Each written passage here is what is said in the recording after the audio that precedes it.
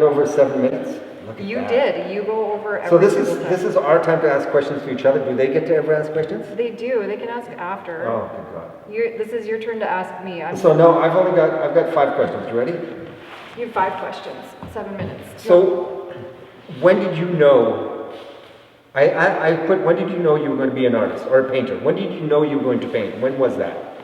Like professionally or make art in my life? Just at any time. When did it happen that you know what? I'm going to start painting. I've always made art. I landed on the back alleys the year after my mom died. I was 25 when my mom died. But professionally, I really realized I could make a run at it when I attended a workshop through Void Gallery here in Saskatoon, the Creative Commons, I think? Creative Commons, yeah. Yeah, the workshop was facilitated by Daryl Bell, who had a lot of really kind and educated insights about the artists and their artwork there. And I really realized this is a thing I could do. I wasn't confident in my ability. I don't have a BFA or an MFA, but I really realized it's a thing I could do. I just needed to push myself and work at it. Cool. All right, good to go. Next question. Family and art. What? That's not a Like, question. no, it's a question. The question is, just let me finish. Oh, Insta. How hard is it to do when knowing that, because that's the other thing that I've been really impressed with you. It's like I'll have to admit, without trying to sound too suck up to all the women in the world, but I give credit to anybody that's a parent that's got 2 or 3 kids at home and they're trying to work and do art at the same time and keep doing it. Is that impressed me the most, is that to keep pushing yourself and keep pushing yourself to get that out there. How hard is that? Well, it's a little bit different for me because I have a shared custody schedule. So every other week I don't have 2 little boys. I turn into a single woman with an art practice and a day job. So it's a little bit different, but because I'm not an artist all the time and I still have to parent, it's about focus and discipline and saying no, but also saying yes at the right time. To realize my limitations. Through conversations with other artists, following them on Instagram, particularly people who have children and small children, because I have a 6-year-old and a 3-year-old.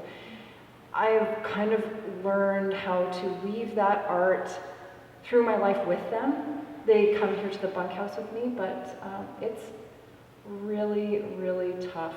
It's really tough. My next question is, how many times do you get asked and why? This is going to be a 2-part question. Okay, I'm ready. How many times do you get asked in the past, I guess how long you've been doing it, about why you take pictures of alleys, paint alleys, and why did you start painting alleys? What was it? Nobody asks me those anymore. What? Really? Seriously. Bastards. So no one, I think maybe it's just because I ramble about art. Hi. No, that's okay. Come on in. You just have to pay $20 now. Yeah, $20 late fee. That's all right. Okay. You can watch the video. You can watch the movie afterwards. This is just like the live trailer. Okay, what was the question again? Something about alleys? And why do you paint them now? Why do you paint the alleys? Because I think alleys are beautiful. It started off from a very raw emotional place.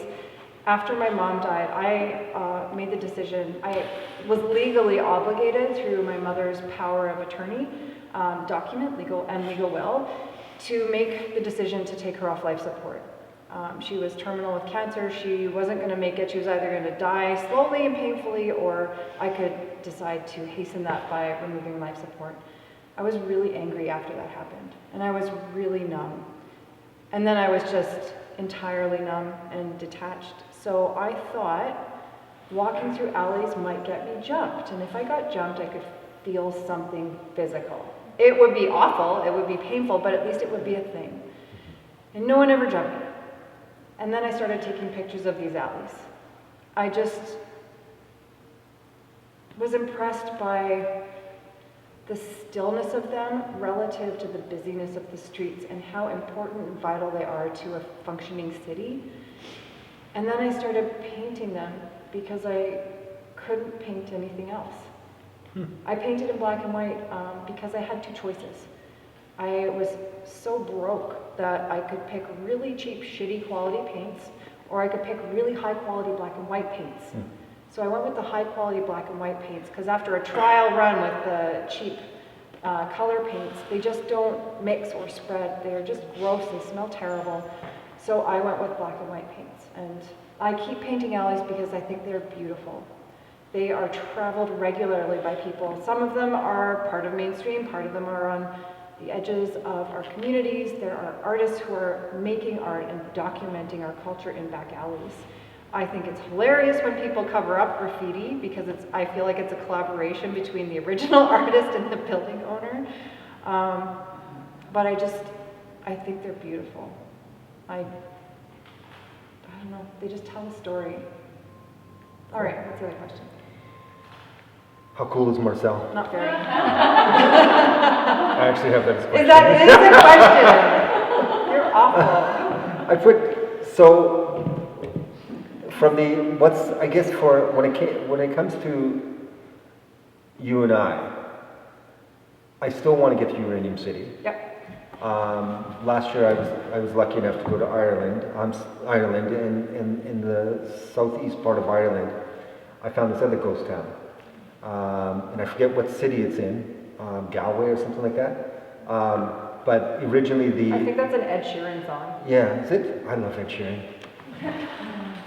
He needs a hug. But every time, there was supposed to be a train that was supposed to go through the city. So they built like 400 apartments and all these buildings.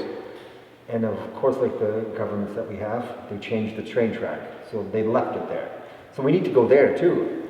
But what do you think? I want to go to Detroit, but I think that's probably a little murdery. Yeah. Work on it. I was gonna say something there. I'm glad I didn't because we're live, right? Yes. Yeah, I should. And we have an audience. You can't actually. Shut up, Marcel. Yeah. We're not in the car. We're not in the car. Oh, that's right. We're not in the car. Damn it. Is that it? Is that the end of your question? No. What's the question is what's next for you? Well, immediately I have a show of two pieces at the STM Gallery on campus, curated by Linda Stark. Linda is showing in her gallery, she's graciously showing my work with the other Carfax mentees from the 2017-2018 program. It's a year after our first show, like a year and a couple months after our first show together, to see how everyone's work has shifted and changed with the influence of their mentors and changes in life. And then I've got another show at the Saskatoon Library downtown, the gallery at the Francis Morrison Central Library. That's basically self-curated. It's a solo show of mostly my 8x8s. There's going to be some 48x60s because that's a size that's stuck. And it's with the shape that my work is taking now. It's really heavily color. Take sunglasses if you go to that show. It runs from September 18th to October 17th. And we're going to do a thing. We're going to do a thing.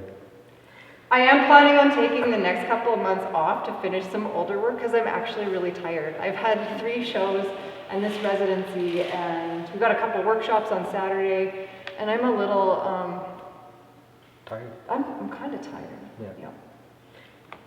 Yep. So after this year, Yep. because I've been thinking about a lot since this day to get to this day. Yep. After this whole year and us driving around and eating too much apple pie and cake, You're welcome. has it affected your work a little? I would say a lot. Right. I would say the combination, so I've got another studio space in Riversdale at 330G, and it's a shared space with a whole bunch of other artists, Jordan being one of them. Between them and my collaboration with you, my work has totally shifted. I used to get stuck in the details of my buildings. Like the bricks had to be painted the right way, the roads needed to be painted the right way, the lines needed to be painted the right way, and if they weren't, I would go over them. Or I would nitpick them, or I would try to be perfect. And I've given that up. I've had enough suggestions and pushes and timelines from our work to really pick the details that are most important.